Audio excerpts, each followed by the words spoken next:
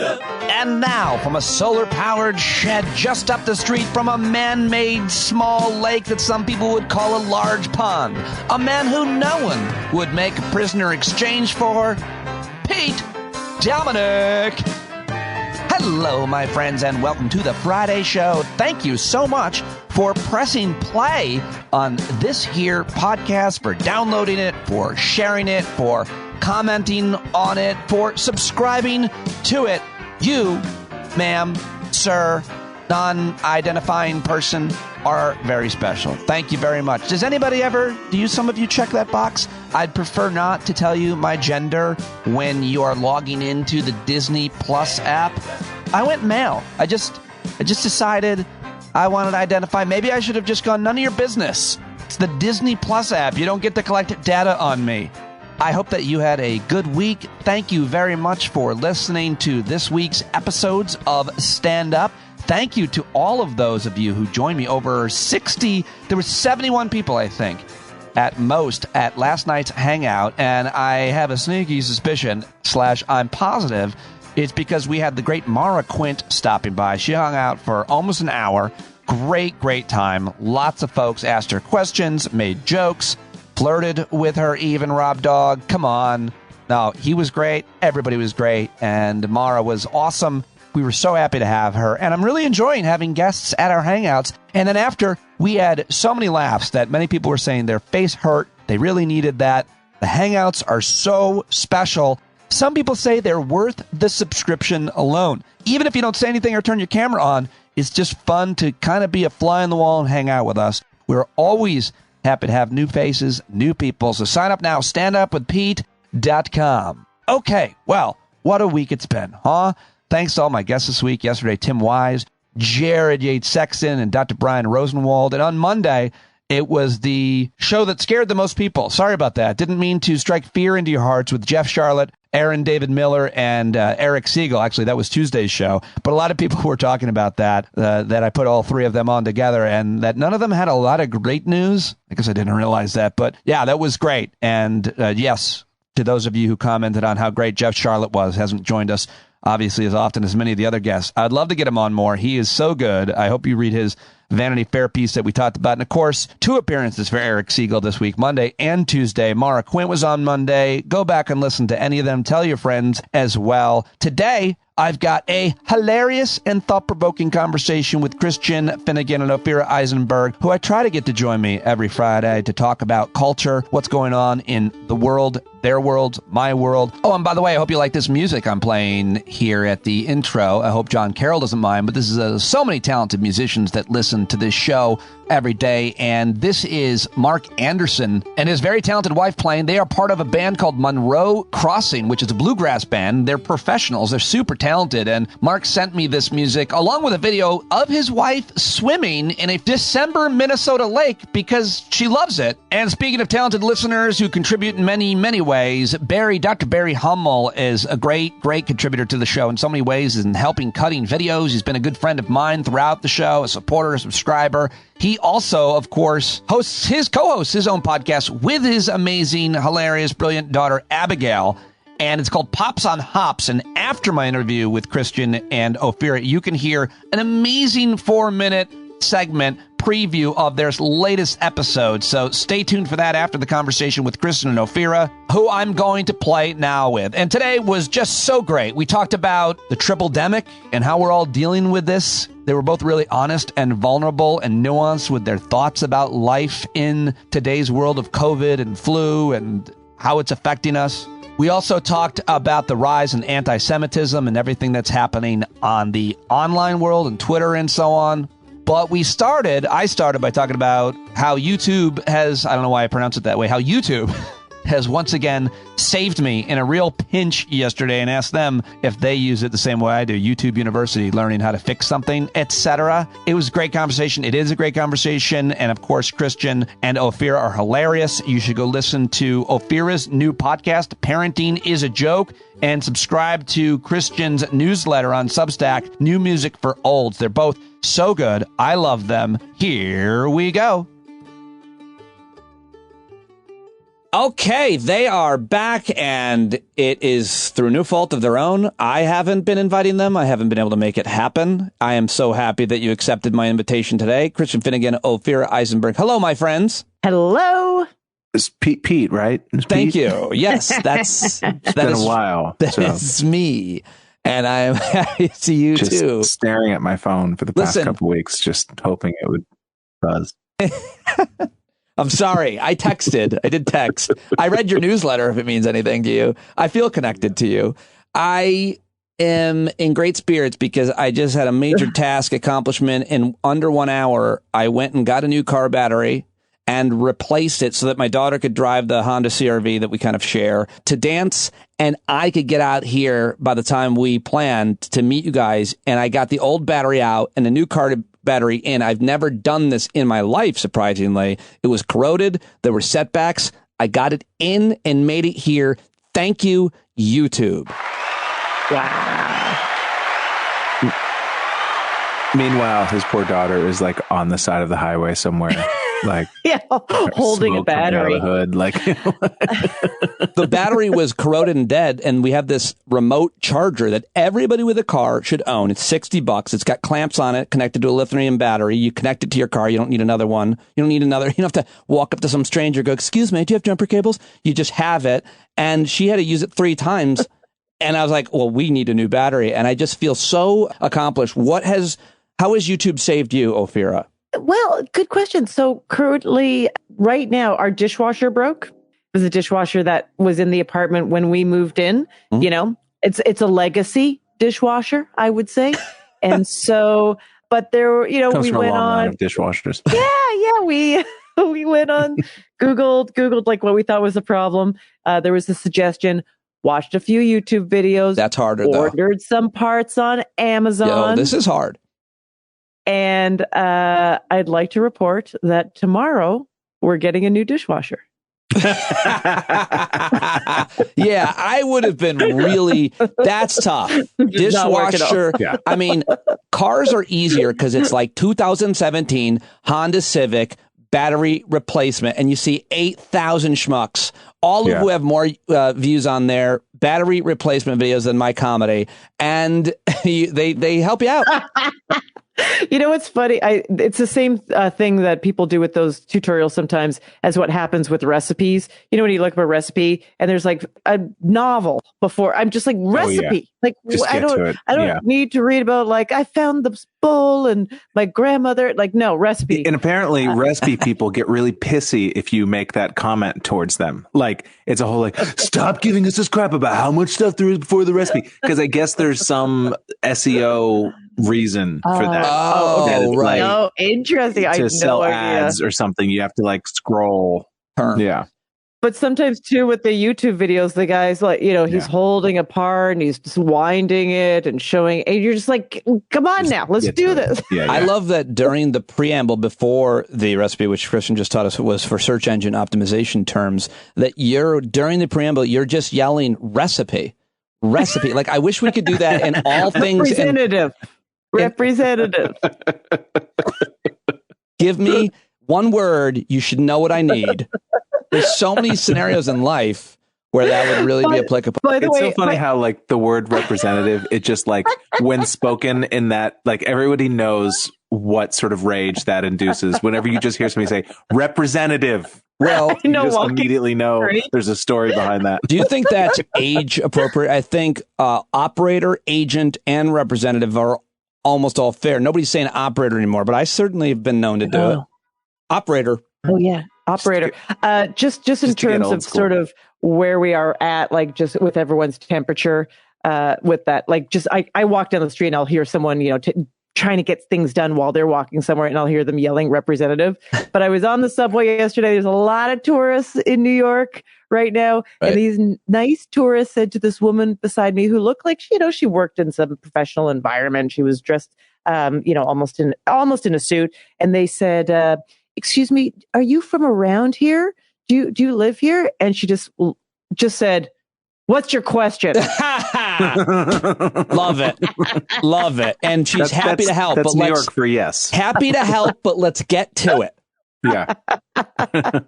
Don't worry about where I'm from. Before I move on to a completely different subject, I want to ask you how you're dealing with the Tripledemic, the resurgence. Are we masking? But Christian, do you have any YouTube stories? Has it saved you? Has it helped you? You're a cabin owner, car owner. Oh yeah, I use them all the time. I mean, I do that stuff. Yeah, I cannot be trusted to do any sort of home repair or automotive work or whatever. I actually did a battery replacement video myself, so I'm familiar with the genre. I wish I knew. I wish I knew did it you start did. With a recipe? I actually, over the winter last year, we have 2 cars right now. One beater, my old Honda Fit. Oh, yeah, I'm very, very important. No, but we unhooked the battery and left it up at our cabin last winter. Just left it up there because we didn't need 2 cars in the city when there's snow and you got to shovel out and all that crap. And then when I got it rehooked up in the spring, that's when it just completely went to shit and everything started falling apart. The axle broke. And then when I went to take it in to get it fixed, there were about 400 acorns in the fan belt because it had become a home for wildlife creatures. Nature takes over so quickly. Oh, yeah. Nature finds a way, as Jeff Goldblum once said. Nature finds a way. Nature Nailed it. Finds a way. Good. How about this? Tripledemic. You got your COVID, you got your flu, and you got your RSV for Night the kids. fever. What is it? Night fever. Enough about night fever. Night. Oh, sorry. Well, I feel like you guys, I like to talk with you guys about the norms on this because A, I like your decency and morality with things and how you treat people, both of you. And B, you're in New York and it's like New Yorkers are kind of ground zero for viruses and seemingly wherever you go, we go. So how are you, are we masking? Are we going out? Are live performances being affected? What do you think about where we're kind of at? Because the flu is really bad. Hospitals are filled up. I don't know if you've even been paying attention. Maybe you're not. Any answer is fine. Oh, no. I mean, so I have a small child in school. I went to a school field trip for the very first time with my small child on a school bus. And the first thing a teacher said to me was, I was like, wow, there's a lot of kids. She goes, it's not even 12 kids are out with the flu. And I was like, oh, wow. All right. We should all be masking. So I still wear a mask on the subway. Live performances seem to be like just raring and everyone's going, just same old. But I will tell you, and I feel like maybe I was not moral. Okay. Because over Thanksgiving, my husband was feeling sick and then basically took a COVID test and he was like, oh my God, I'm positive. And I was like, oh my God. And then it's like, well, let's test the rest of us. And my son was negative and I had a very, very faint line on the second line, very, very faint. And so then it was like, and I know from these tests, you don't get that on the way up. You get that on the way down, the faint line. The faint line is that what you know? That is what I know. Being a veteran of the COVID wars I've taken like thousands of tests and had it a few times. So I've seen all the possibilities. Right. Chlamydia works the same way. Well, that was one of the times it was chlamydia. Oh, it's a 0 with a cross through it, I thought. But yeah, you get a green line. Yeah, it's weird. It's a third line. It didn't even just completely. Oh dear, is that third line? Oh, you know what that means. I have COVID and chlamydia. That was a good weekend. I'm sorry I interrupted. So go ahead. What did you do? Well, nothing. I did nothing. I proceeded with life. Oh. And then I had a doctor's appointment a few days later that was, just an annual appointment that is very hard to make now. I don't know if you've made doctor's appointments anytime for like a dermatologist of this, but it's like you got to schedule months in advance. Yeah. There's like no openings ever. So I just have to get my skin checked all the time because I'm very moly and for skin cancer, etc. So I was like, this appointment is whatever it was, early December. And there's a pre-screening that says, have you been in contact with anyone that has tested positive for COVID? You lied, didn't you? I lied. I did. You lied. I appreciate. So I don't know. I appreciate that you said that on a recording. Yeah. Yeah. I went to the place. We all wore masks. There was no time when anyone took off their masks. I'm going to edit that out and send it to your doctor's office. But I did, I was like kind of scraping through it, and medical professionals, as far as I know, in New York are, if they test positive for COVID, are told to go to work masked. And if they are exposed to someone who has tested positive for COVID, they are supposed to go to work masked. Right. Christian, how do you want to? Are we judging? What are we doing? I'm not judging at all. Okay, I'm not judging. I mean, I don't know, man. It's hard for me to talk about this because I'm not a professional. If people say that everybody has to mask again, then I will. I mask in certain scenarios. I'm, went to a Broadway show. We mask there because everybody's shoulder to shoulder and it's required. But it just, again, I see this mostly through the eyes of my wife and what she's trying to, what we're trying to keep the lights on at this venue. And every time one of these things comes up, it just fucking sucks. And this is supposed to be the time when it's busiest, and it's not, because everyone's back in, panic mode. I'm not even saying that it's inappropriate. They're in panic mode, but it fucking sucks. And this is supposed to be the time where the shows are all sold out, and they're not. And that stinks. And so I'm just not going to jump on the masking hype train. I will follow whatever responsible doctor people tell me. But I also know there's a lot of people out there, a lot of people on my Twitter timeline who seem almost rhapsodic about the idea that it's bad again. That's like that sort of never really, that there's certain people who are just like, being hyper vigilant about COVID became a defining personality trait of theirs. And I don't know, maybe I'm just imagining it, but I sense glee is too strong a word, but I sense a certain amount of like, I never stopped masking. Well, I don't know what your problem, like just all these people. And invariably those people tend to be bloggers who are the people who are least affected by stuff like that. Anyway. Yeah. But that's, again, I'm not justifying this. It's just, that's why I say, like, I don't trust my own reaction to it, because my own reaction is, my knee-jerk reaction is just kind of like, give me a fucking break. But, and the testing, right? Because I just did a lot of testing again, and I had that faint line, which if I'm to follow the test means I had it and was completely asymptomatic. Did my husband get it from me? Potentially. Did he get it from somewhere else? Potentially. He went to some work things. My son never tested positive at all, nor had symptoms. Like, it's very nerve-wracking to figure this all out. Yeah. And then I said, before I went to said doctor's appointment, I said to a club that I was working at, I'm just being responsible, I guess. Here's my situation. Do you want me to not come?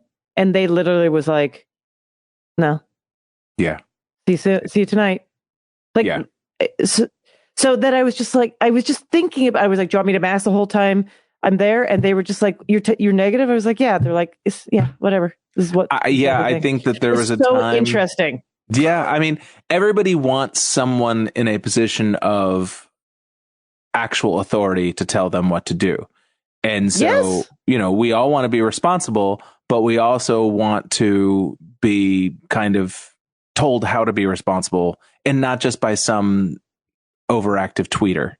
Well, that's literally why I asked you two this. It's funny. Yeah. I mean, that's why I asked you. I want to know what you're doing, and then I'm going to consider my decisions and choices, based on what you're doing. Everybody's lives are different. There are responsibilities and so on. I think you articulated that really well, Christian, owning, the live venue, and then just people being rhapsodic about it. That's a really fascinating word, but almost nostalgic. Maybe it's overstating it. I noticed it more in previous. It's not as intense now as it was a year ago or whatever, but I don't know. There's just a lot of people who seem to be. Is it a told you so? Is that what you mean? Well, and like just as a point to sort of moral soapboxing and sort of, I mean, I hate the term virtue signaling because it's not quite that, but it's more just of like, I'm the only moral person here. And I don't know. And I just, for people who just kind of feel like we can flush everything down the toilet every time numbers go up a little bit, I just kind of wonder, it's like, what do you, I'm having a hard time articulating, because I don't feel great about the way I feel about this. I have very conflicted feelings, but I just, what do you see happening over the next 5 years?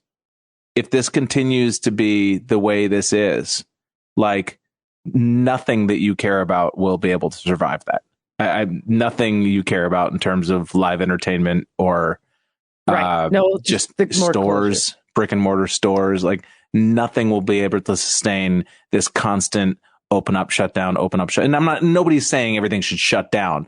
I understand that saying masking is not the same as shutting down, but I cannot describe for you what a complete fucking wet blanket it puts on people's desire to take in live entertainment in any capacity whatsoever. I mean, that's the perspective that I kind of, as a customer, as a audience member, I kind of don't want to go to shows. Certainly never really wanted to go to. Well, that's what's happening right now, is that a lot of people, and I totally understand this, and I don't blame, everybody's got to take care of their health and their families and their friends first. But, people, they're planning on either they got sick at Thanksgiving, or they're trying to make sure they don't get sick before they go home for the holidays. So, I think people are also, I don't know if they are or not actually, but I wonder if people are considering the flu, which has been apparently pretty bad. A lot of people getting sick and hospitalized. By the way, I think this is actually a great time for both of you to plug any gigs you want. Dude, just give me a fucking booster every week. I don't care. Yeah. Just fill a cereal bowl full of booster, and I will just slurp it down every morning. Like, by the way, does this mean that your band Moral Soapboxing is not going to be performing anymore? And I certainly am fired from opening. Yes. Yeah. Well, since you're so irresponsible and cavalier. A lot of other things to ask you guys about, but I did want to see. I wanted to, because I didn't want to pick one, and I haven't talked to you in a few weeks, but I definitely wanted to. And everybody's talked about it. Everybody has an opinion, but Christian, you're not tweeting as much. And I don't even want to talk that much about Twitter unless you want to talk about it in relation to Elon Musk, Nick Fuentes, Kanye West, Donald Trump, and that whole reality show of attention addicts. Oh my God. And that are they're very similar in that way. They're all very influential, and they're saying outrageous things. And I just, anything about that, I guess I don't really have a question because I don't want to pin it down to anything, but I haven't heard either of you weigh in. Are you taking it in? Are you watching it, this shit show? Much less anything about the midterms. I don't think we talked. Ophira, have you been paying attention to the circus? So I've been paying attention a little bit to the circus. I am not super interested. Here's, my feeling on now Twitter. You're Jewish, so maybe you want to give us from that point of view. We can't, Right. Well, anti-Semitism has never been higher. Oh, yes, it has. Just I can think of one specific period. One other time that pops to my mind. But and that is just so troubling. And I actually was out for dinner with a friend who happens to be Jewish, and they were wearing a Magen David, a big Jewish star around their neck. And I was like, "Oh, that's really nice." And she said, "Do you have a chai or a Jewish star?" And I was like, "Yeah, I definitely do." She goes, "This is the time to wear it." And I just thought that was so frightening, actually, to have someone say that to me. Like, this is the time to be kind of loud and proud about and show yourself. And Twitter, my little Twitter feed is almost exactly the same as it always was, which shows me everything about who I follow and how I digest Twitter. If I don't go to just see the main, if I just focus on who is in my little group, it's almost exactly the same. Yep. It's the same, pop culture, nerdy subjects, the same people I love.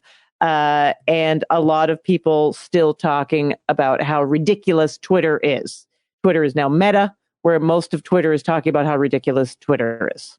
Christian, what do you think about the circus, Kanye, Twitter? I have noticed a difference, not necessarily so much in my feed, but I counted a couple days ago, literally 1 out of every 4 tweets in my feed was now a promoted tweet, either an ad or just some rando talking about how great Elon Musk is. And then you see the little promoted thing under it, And so that is 100% something that I didn't notice before.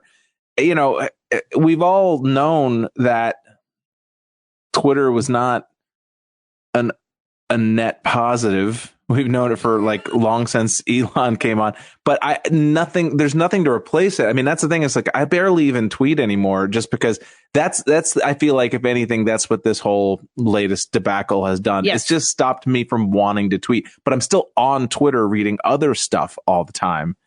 And I just don't know what else to do with myself, because it's not like my inbox is full. But Pete, it's not like people are, you know, the other one. Pete joined the other one. I joined a couple of them, but it's just they're not ready active for prime time yet. They're not active.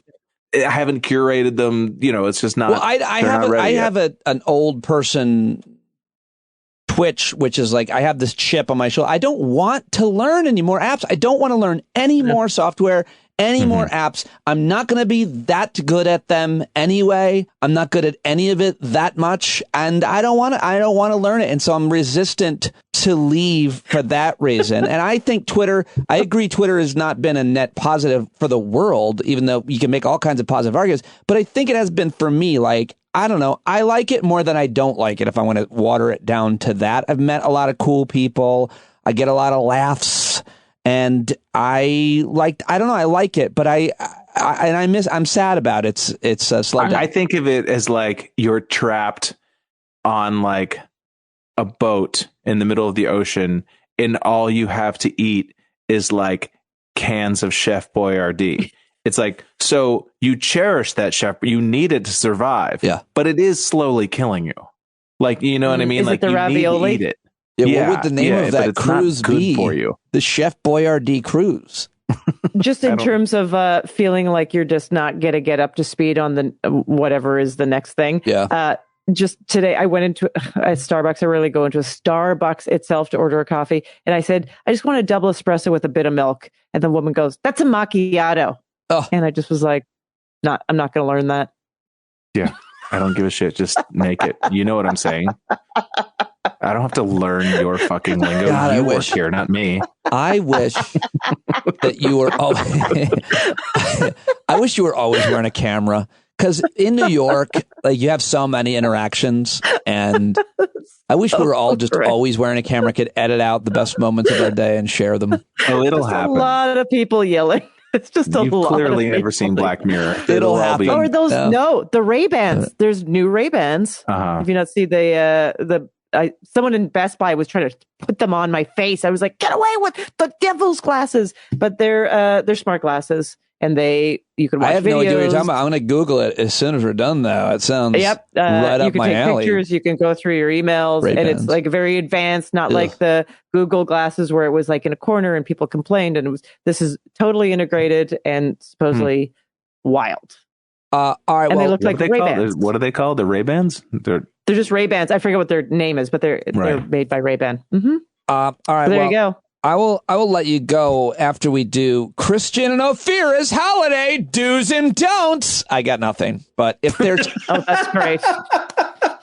That's great. If there's anything you wanted to say, anything that's annoying you or that you're loving, and I just want to say, I'll start it off. I love it all. I love it. Over the last few years, I've not always been like this, but the fact that my wife and daughters love it, the girls and Val love it so much. I'm like, fine, I'll love it. And I do love it. I like the music. I got certain incenses going, and I even like December. I've been going outside. I think I'm in a good place maybe, but I love the holidays. You're up, Ophira. You're Jewish, so it's not a Christmas thing. It's not necessarily. I gotta say, I love it. I get involved in it too. I was walking down the street, and they have some lights up, and the stores are pretty, and I was like humming Winter Wonderland or something ridiculous. But just as a side note, I am going to Canada to see some family for the holidays. And I said, what? And just to give you an idea of what I will be up against, I said, I have no idea what you would like. Can I get you anything from New York? And they said,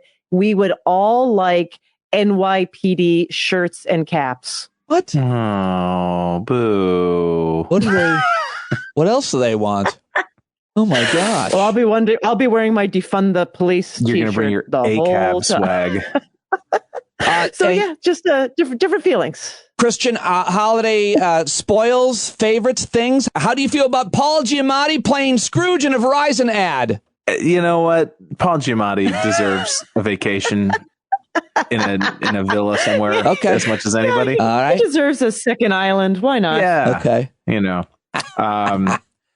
I feel less engaged in the holidays this year than I have in past years. I'm not sure why. I don't have any. I love the smell of garland. I do love that smell. So nice. Pine and all that. I love hot apple cider.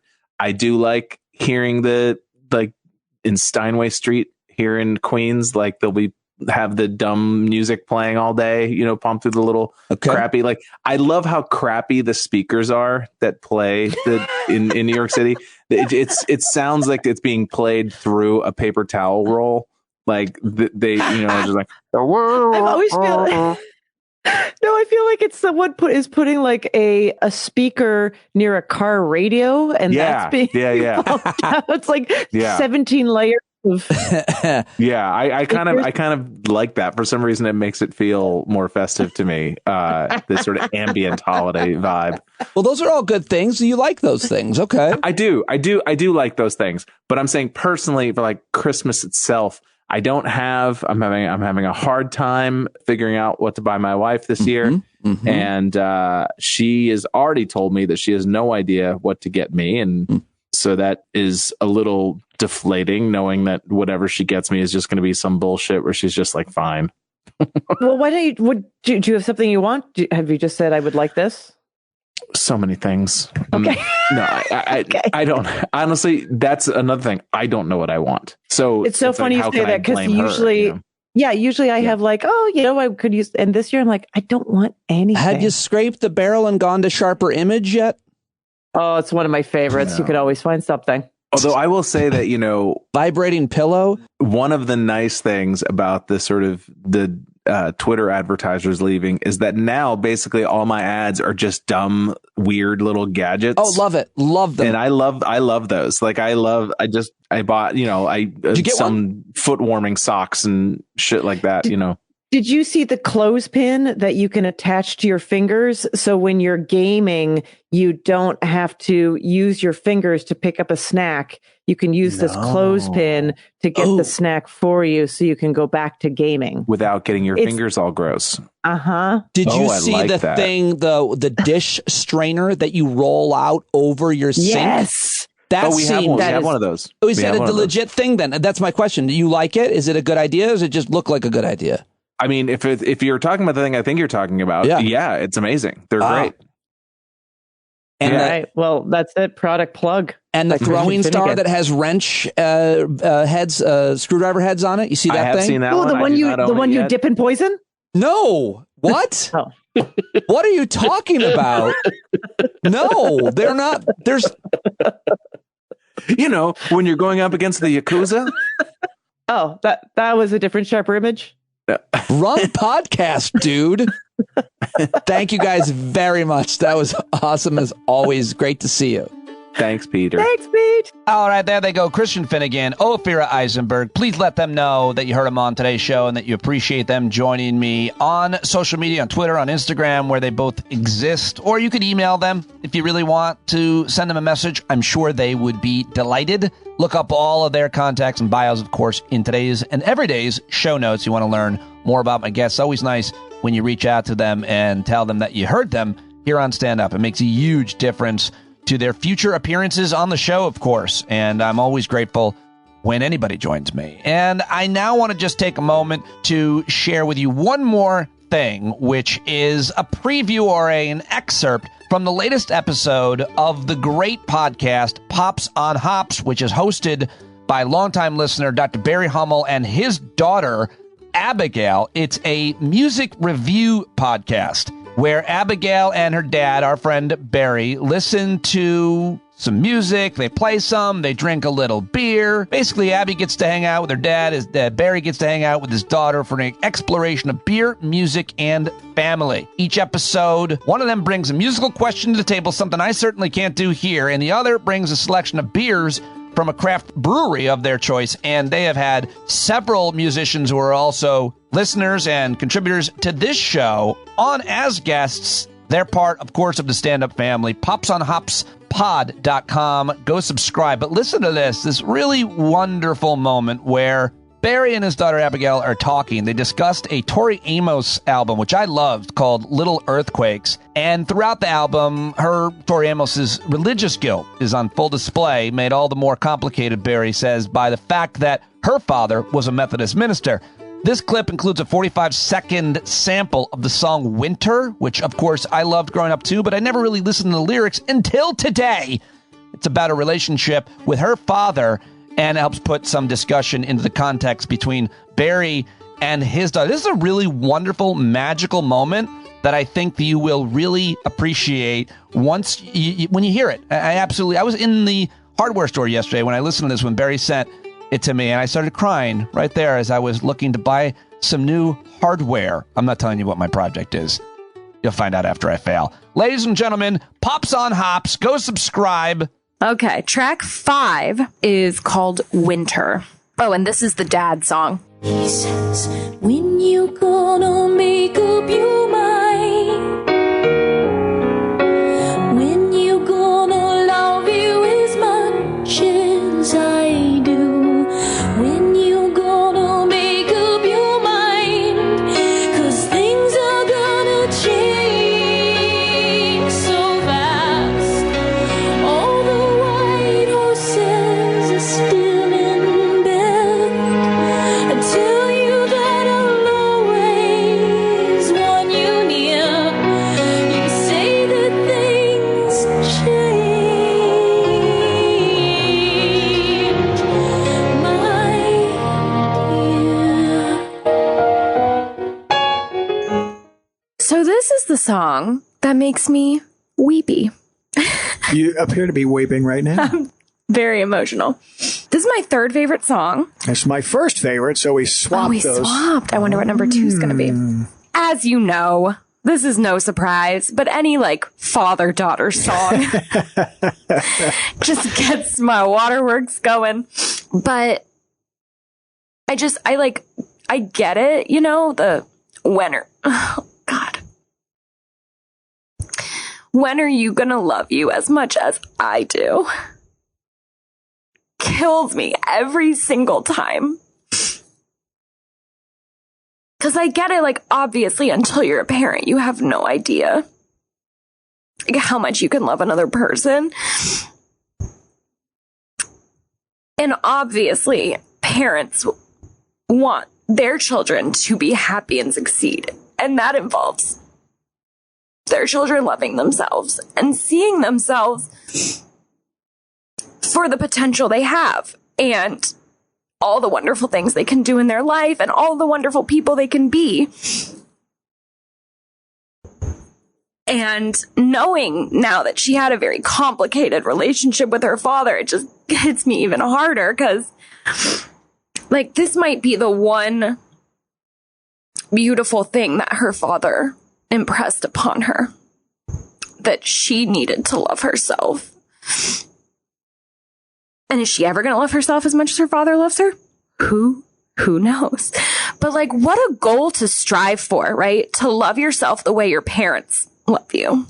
I just think that's so beautiful. That's why this is my favorite on the album. And it didn't used to be. I think I've kind of grown into that over time, as you can imagine, right? It's interesting that the song, the influence of the father, as the song progresses, right? It's now her relationship with other people. Right. And she keeps coming back to the father. And there's a line later on where clearly, and I don't know whether he's alive or not alive at this point, but there's this thing where she goes, I'm skating around the truth who I am, but I know, Dad, the ice is getting thin. Yeah. I feel like he's dying, maybe, or he's... The amount of time they have together is waning. Well, yeah, she consistently says things are going to change so fast. But the thing about it is there's something unresolved there. Yeah. And she's running out of time to resolve that. And the thing that she's not resolving is that she hasn't figured out how to love herself as much as her father has. Yeah. And then on top of that, we know the complicated relationship. We know what she thinks about his day job. Right. And that this entire album in some ways as a pushback to the things that he shared with her. Yeah. Like you said, this is the one big relationship thing that she took from her father. Mm-hmm. And you know what? It's a pretty dang good one. So good job, Mr. Amos. I'm surprised it's only your third favorite. There you go. A little preview, an excerpt from the latest episode of Pops on Hops. And I can't thank Dr. Barry Hummel enough for all he has done to contribute to this show. I hope you'll go listen to their little vanity project, which is so well done. And Barry's a technical wizard. It sounds great. The content's awesome. And the uniqueness of the podcast has inspired me to someday hopefully host similar conversations with my daughters. I mean, I'm trying to get them to do it with me right now. So I always love that they do that together, and I love Barry, and I've really grown to like and admire Abigail as well. So that's all I've got for you on today's show. Thank you very much to everybody who listened, who is subscribing, and on Monday I'll have a very special episode dedicated to the documentary In a Different Key, which is based on the book with the same name, written by, directed and produced, the documentary by our friend John Donvan and his longtime producer and co-author Karen Zucker. It's so good, this documentary. It comes out next Tuesday on PBS. I hope that you will set your DVR. Is that a thing that people still say? I hope you'll record it if you don't watch it when it airs on Tuesday in a different key. That conversation about the new documentary will be the Monday show. I hope you have an awesome weekend. Thanks so much for supporting the podcast. Love you guys. Talk to you later. Straight in the eye, they got to let him know it's his turn to go. See it clear and all you hear is a lie. Don't get up off of your butt, get down off of your fence. Even if it ain't a very friendly audience, well, they'll begin to listen when you start making sense. And you stand up, stand up. No need to point your rifle to defend your town. Just stand up. They can't deny you what you're laying down. Boy, you better stand up, stand up. Show your face of every color, yellow, black, red, and brown. She's the place where every lost child will finally be found. There's only one thing to do before we stand our ground, and that's stand up, stand up. Well, the founding fathers saw a land for all. They had to stand up, they had to stand up. They had a keen imagination for a crystal ball, drawing all the plans of a stand up. But all they had to go on was the time they were in, with other causes for laws, and since they weren't even sin, they knew that change was gonna come before the change could begin. They had to stand up. All right, they had to stand up. We got to stand up. We got to look the devil square in the eye. We gotta let him know it's his time to go, and make it clear when all we hear is a lie. While you lying awake wondering where the money all went, it'll be the cost of freedom that'll go unspent. You can see him flee the scene of that experiment if you stand up. All right, we got to speak up, we got to reach up and raise your voice in every way you know how. Don't be toes up, you got to show up. Ain't no better time to do it but now. No need to pledge allegiance to no wanton tribe. Rise up, show obedience to the voice inside, and listen well and it'll tell you not to run and hide. It says stand up, stand up.